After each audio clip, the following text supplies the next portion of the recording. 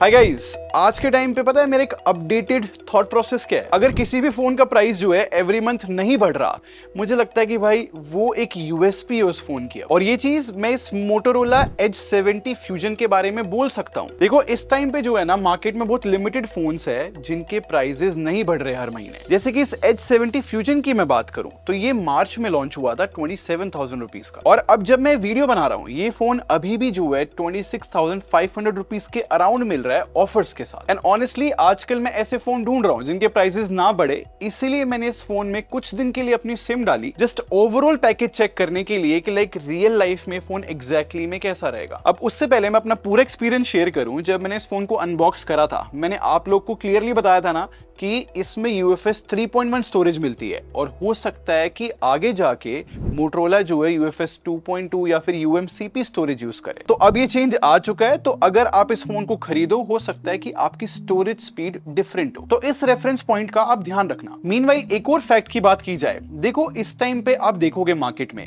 बहुत सारे फोन्स जो है काफी बड़ी बैटरी कैपेसिटी के साथ आ रहे हैं, बट सेम टाइम पे वो फोन्स जो है बल्कि भी फील होते हैं। बट लकीली जब इस फोन को मैंने यूज किया मुझे ये एज सच बल्कि फील नहीं हुआ है। देखो एग्जैक्टली बताऊं तो 200 ग्राम्स के अंडर ये फोन है, स्टिल इसमें 7000 mAh बैटरी मिलती है। आई थिंक ये कॉम्बिनेशन सही है यार। और इस फोन को यूज करके मुझे रियलाइज हुआ ये जो बैक पैनल है इसमें फैब्रिक फिनिश है ना, इसकी वजह से एक अच्छी ग्रिप मिलती है, क्योंकि जितने दिन भी मैंने इसको यूज करा स्लिप नहीं हुआ है फोन मेरे हाथ से। इनफैक्ट मैंने आपको बताया ना ये फोन मार्च में लॉन्च हुआ था, और मार्च से लेके अगस्त तक ना ये फोन मेरे ऑफिस में हियर एंड देयर हम यूज करते रहते थे, और इस फोन पे मैंने कोई केस भी नहीं लगाया। स्टिल बहुत मेजर स्क्रैचेस नहीं है, बस एक ही डेंट है जो कि सिम ट्रे के अराउंड आया है। बट सेम टाइम पे अगर मैं स्क्रीन की बात करूं तो इस पे कोई भी स्क्रीन गार्ड नहीं था पूरे टाइम पे, हल्के फुल्के स्क्रैचेस आ चुके हैं। अब मुझे पता है कि कुछ लोगों को जो है क्वाड कर्व डिस्प्ले बहुत प्रीमियम लगती है, बट अब है ना बहुत कम फोन्स में आती है क्वाड कर्व डिस्प्ले। और प्रॉब्लम ये है कि अगर आप मार्केट में इसका स्क्रीन गार्ड ढूंढने जाओगे तो यूवी वाले ग्लासेस आते हैं जो थोड़ा फोन खराब कर सकते हैं, वो मैं सजेस्ट नहीं करता किसी को। तो इसलिए मैं सजेस्ट करूंगा अगर आप ये फोन खरीदो तो आपको मेम्ब्रेन वाला प्रोटेक्टर लगाना चाहिए। बाकी जो बेसिक चीजें जैसे कि फिंगरप्रिंट स्कैनर थोड़ा नीचे है बट अच्छा काम करता है। और नेटवर्क्स की बात करूं तो देखो मैंने तो दिल्ली में जियो यूज करा, एंड नो डाउट भाई नेटवर्क्स मुझे बहुत अच्छे मिले, मुझे वहां पे कोई प्रॉब्लम फेस नहीं हुई। बट आई थिंक है ना इस फोन की डिस्प्ले के बारे में थोड़ा एक्स्ट्रा बात करते हैं, थोड़ा मैं प्रॉपरली अपना एक्सपीरियंस बताता हूँ। देखो ये जो डिस्प्ले है ना ये 6.78 इंचेस की है, और जब भी मैंने इस फोन को आउटडोर्स यूज करा है ना, चाहे फिर मैंने एंड्रॉइड ऑटो से कनेक्ट करा हो या फिर मैं जस्ट नॉर्मली चल रहा हूं, मुझे ब्राइटनेस में कभी प्रॉब्लम फेस नहीं हुई है। तो डिस्प्ले का रियल लाइफ एक्सपीरियंस मुझे सॉर्टेड लगा। इनफैक्ट अगर कंटेंट देखने की भी बात करूं ना तो आजकल मैं एप्पल टीवी पे तेहरान देख रहा हूं, अब क्योंकि एमोलेड डिस्प्ले है। इनफैक्ट प्राइस सेगमेंट को देखते हुए चलूं, जो स्टीरियो सेटअप मिलता है वो भी अच्छा है, तो कंटेंट देखने में तो डिस्प्ले मुझे बहुत सही लगी। बट स्टिल आई विश इस पे जो है नेटफ्लिक्स में HDR का सपोर्ट होता, क्योंकि डिस्प्ले काफी अच्छी है, HDR के सपोर्ट से और बेटर हो सकता है सब। बस एक चीज मैं एड्रेस करना चाहूंगा, शायद वो सॉफ्टवेयर से जुड़ी हुई है चीज। वैसे इस फोन में जो डिस्प्ले है 144 हर्ट्ज का रिफ्रेश रेट सपोर्ट कर सकती है, बट नॉर्मल यूज में ये डिस्प्ले जो है 120 हर्ट्ज के रिफ्रेश रेट पे रहती है। बट मैंने एक चीज नोटिस करी है, अगर मैं रिफ्रेश रेट को ऑटो पे छोड़ देता हूं तो मोस्टली जो है फोन 90 हर्ट्ज के रिफ्रेश रेट पे रहता है, और अगर एंड्रॉइड ऑटो कनेक्ट कर दूं उस टाइम पे 60 हर्ट्ज हो जाती है। अब मोटोरोला चाहे इस चीज को बहुत इजीली ऑप्टिमाइज कर सकता है।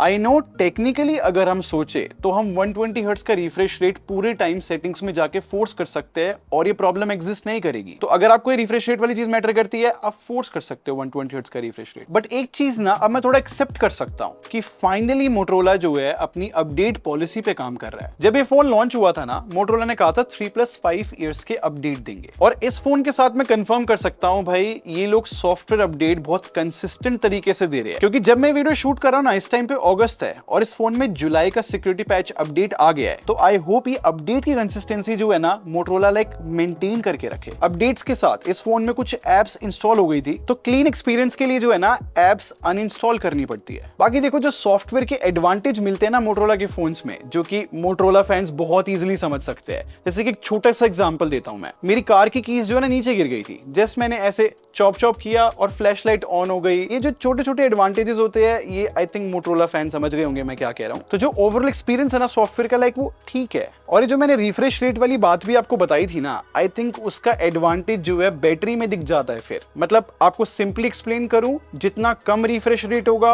ऑब्वियसली उतनी कम बैटरी यूज होगी। तो इस फोन में जो कंजर्वेटिव अप्रोच है ना कि लाइक रिफ्रेश रेट 90 हर्ट्ज पे रहता है, इसका एडवांटेज आप बैटरी बैकअप में खुद देखो। चाहे फिर मैं इस फोन में ऑलवेज ऑन डिस्प्ले ऑन रखूं या फिर ऑफ, ये फोन जो है लाइक 24 आवर्स चल जाता है लाइक एक फुल चार्ज में। और अगर आप रेगुलर व्यूअर हो मेरे चैनल के तो आपको पता होगा कि मैं स्क्रीन ऑन टाइम दिखाता हूं प्रॉपर स्क्रीनशॉट्स के साथ। बट वो जो स्क्रीन ऑन टाइम है ना, वो एक ऐप है फ्रैंको, उससे पता लगता है। अब कुछ कुछ फोन्स में वो ऐप चलती नहीं है, जैसे कि इस वाले फोन में, इसलिए मैं एसओटी नहीं दिखा पाया। बट आपको आइडिया लग गया होगा ना कि 24 आवर्स के लिए बिना चार्जर के फोन चल रहा है, तो लाइक बैटरी बैकअप एक्चुअली में सही है। एंड आई थिंक अच्छे बैटरी बैकअप का ना एक और रीजन हो सकता है, जो यहाँ पर प्रोसेसर यूज कर रहा है ना, लाइक वो मिड रेंज प्रोसेसर है, स्नैपड्रैगन 7S Gen 4। ये जो प्रोसेसर है ना, ये प्रोसेसर बेसिक प्रोडक्टिविटी जो है इजिली हैंडल कर सकता है। लाइक जो हम सोशल मीडिया डेली बेसिस पे यूज करते हैं या फिर जो हम कैजुअल गेमिंग करते हैं, वो इस प्रोसेसर पे पॉसिबल है। तो जितना मैंने इस फोन को यूज किया है ना ही मुझे रैम मैनेजमेंट में प्रॉब्लम हुई है, ना ही मल्टीटास्किंग में कोई प्रॉब्लम हुई है। बट जैसे कि मैंने वीडियो के स्टार्टिंग में कहा था, मेरे फोन में UFS 3.1 स्टोरेज है,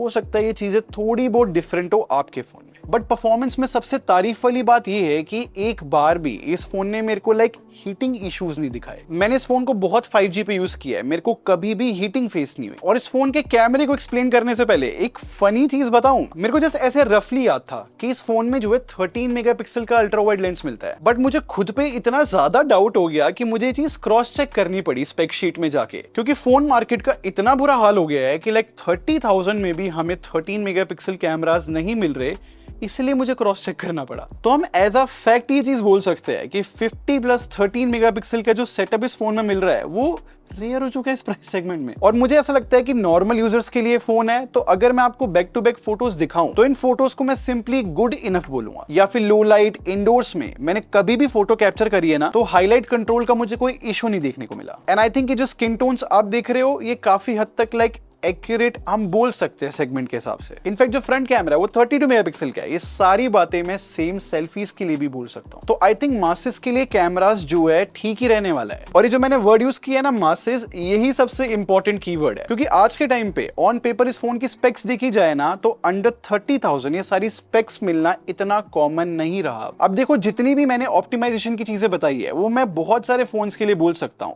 ऑब्वियसली इसमें स्कोप ऑफ इंप्रूवमेंट है ऑप्टिमाइजेशन का, बट फैक्ट ये भी है कि अगर आप अंडर 30,000 एक सही स्पेक्स वाला फोन ढूंढ रहे हो, तो आप Motorola Edge 70 Fusion को 100% कंसीडर कर सकते हो। और वीडियो के बीच में जो मैं बार बार इस फोन की अनबॉक्सिंग वीडियो का रेफरेंस दे रहा हूं, ये वीडियो है। इसमें मैंने ये भी बताया कि लास्ट ईयर H60 Fusion के कंपैरिजन में फोन कैसा है, इससे आपको और बेटर पर्सपेक्टिव मिलेगा। वो ये वाली वीडियो भी देखना।